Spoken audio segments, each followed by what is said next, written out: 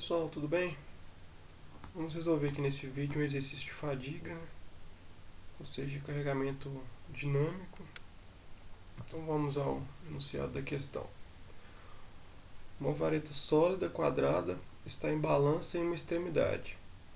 A vareta tem 0,8 metros de comprimento e suporta uma carga transversal completamente reversa de mais ou menos 1 kN.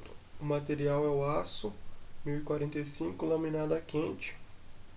Se a vareta tiver de suportar essa carga por 10 a 4 ciclos com fator de segurança de 1,5, quais dimensões deve ter a seção transversal quadrada? Ele pede para ignorar quaisquer concentrações de tensão na extremidade de apoio e considerar F igual a 0,9.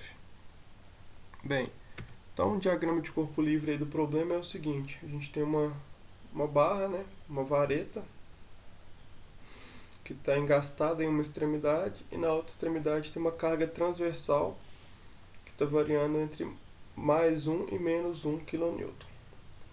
Essa vareta tem seção quadrada, porém a gente ainda não sabe qual a dimensão dessa seção. Aí eu coloquei uma dimensão qualquer aqui, B, que vai ser no fundo que a gente quer calcular. O objetivo de cálculo aí da questão. Foi informado qual que é o material, aço 1045. Eu busquei as propriedades dele aqui numa tabela.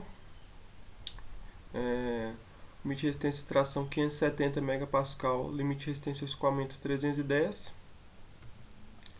Eles informaram o F, informaram também o fator de segurança de 1,5. O objetivo é que esse componente suporte aí 10 a 4 ciclos. Então a gente precisa calcular o limite de resistência à fadiga para esse número de ciclos. Porém, para isso a gente precisa calcular antes o limite de resistência à fadiga para a vida infinita. Então vamos começar calculando esse limite de resistência à fadiga para a vida infinita. Ele depende do fator teórico, né, do SE', e depende também desses fatores modificadores, né, o Ka, o Kb, Kc, Kd e Ke. Então vamos calcular cada um desses fatores. O Ka é o primeiro deles, é o fator de modificação devido à condição de superfície ou de acabamento. O enunciado fala que o componente é feito de aço laminado a quente, então para um componente laminado a quente, esses parâmetros A e B aqui para o cálculo do Ka, eles valem, o A vale 57,7, o B vale menos 0,718. Então aí basicamente é substituir e colocar o limite de resistência à tração, que vale 570. Com isso a gente acha um Ka de 0,606. O próximo fator de modificação é o B, fator de modificação devido à dimensão. Aí é que está um grande pulo do gato da questão, porque a gente não tem, né, a dimensão da seção ainda. Então eu vou começar com o chute inicial para B, vou realizar os cálculos na primeira parte, e depois eu volto, depois de realizar os primeiros cálculos, eu volto e recalculo B com o primeiro valor de lado da seção que eu encontrar. Tá? Então vou começar aqui com o chute inicial, Kb igual a 0,9.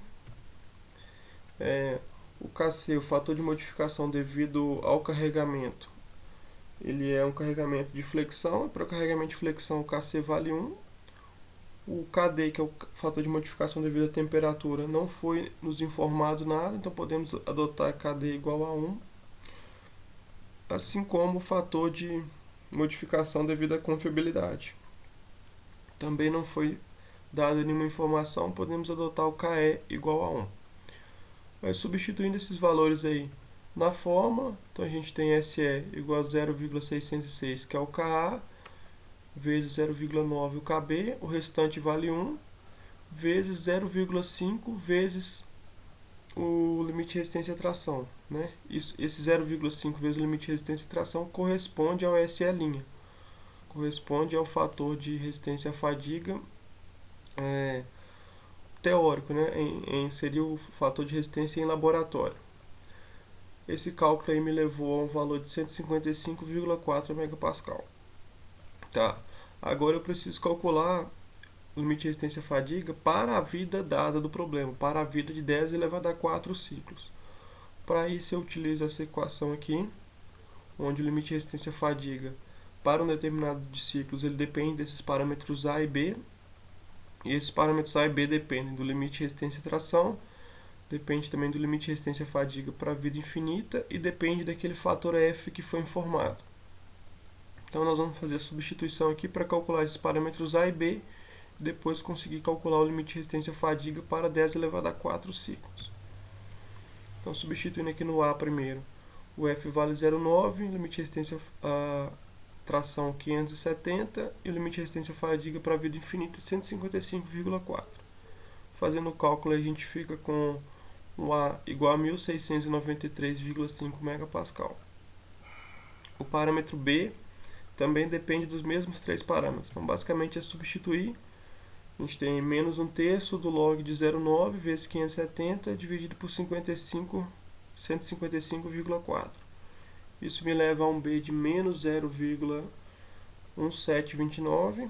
E aí com isso eu substituo A, B e o Nzão. O Nzão vale 10 a 4, é um número de ciclos, para obter a minha resistência fadiga para 10 a 4 ciclos. Eu cheguei a um valor de 344,5 MPa. Antes de continuar o exercício, eu preciso levar em conta o que foi falado sobre o fator de segurança. Então eles pediram para usar um fator de segurança de 1,5.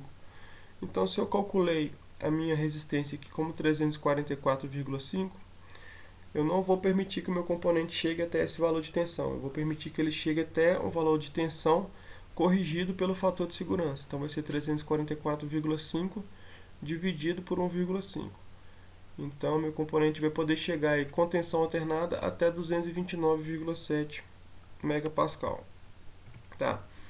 A tensão do componente eu ainda não calculei. Eu calculei aqui em cima o máximo que ele pode atingir para sobreviver a 10 a 4 ciclos. A tensão no componente é uma tensão de flexão, causada pela força concentrada na extremidade, né?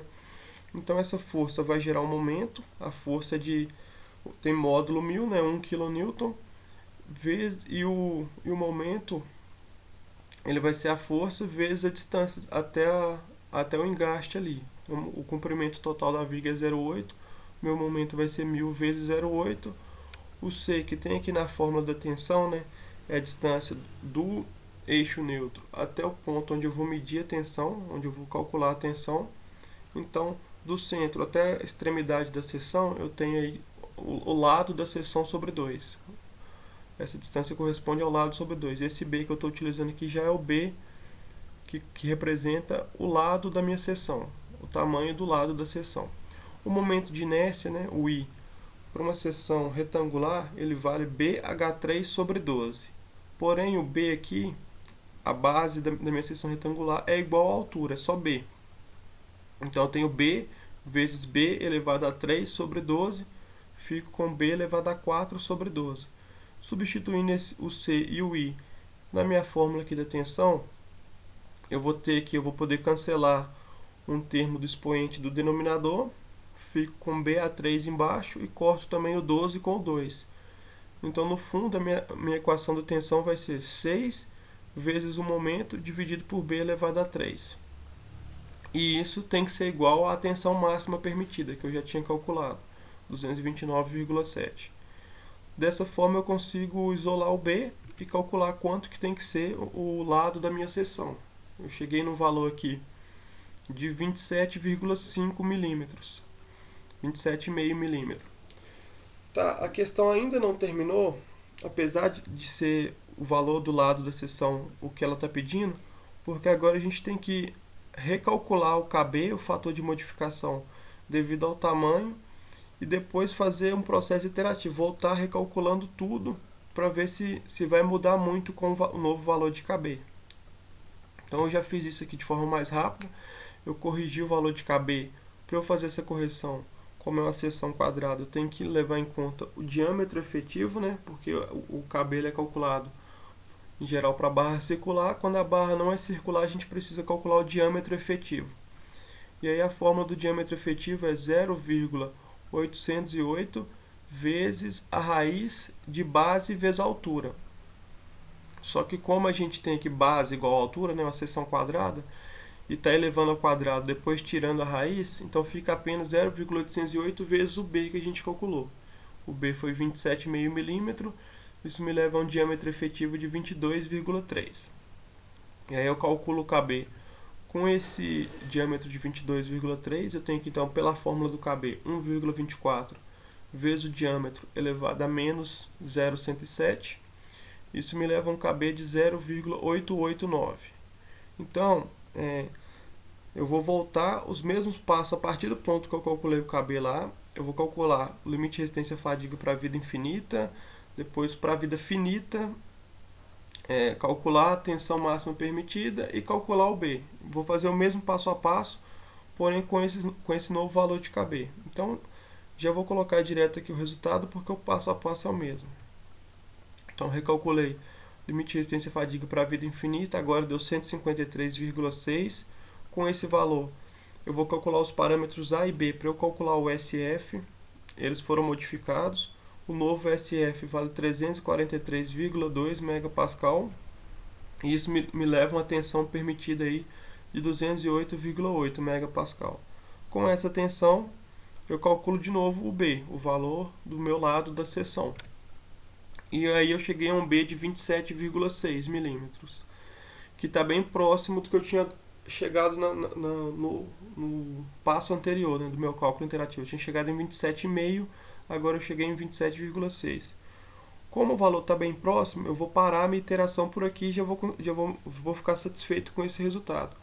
Se ele tivesse muito diferente do primeiro valor que eu tinha calculado, eu precisava repetir o cálculo de novo, calcular um novo KB e fazer tudo de novo, até que o novo valor de B que eu encontro esteja suficientemente próximo do B encontrado no passo anterior. Tá bom? Então é isso aí, a resposta dessa questão é 27,6. Valeu, pessoal!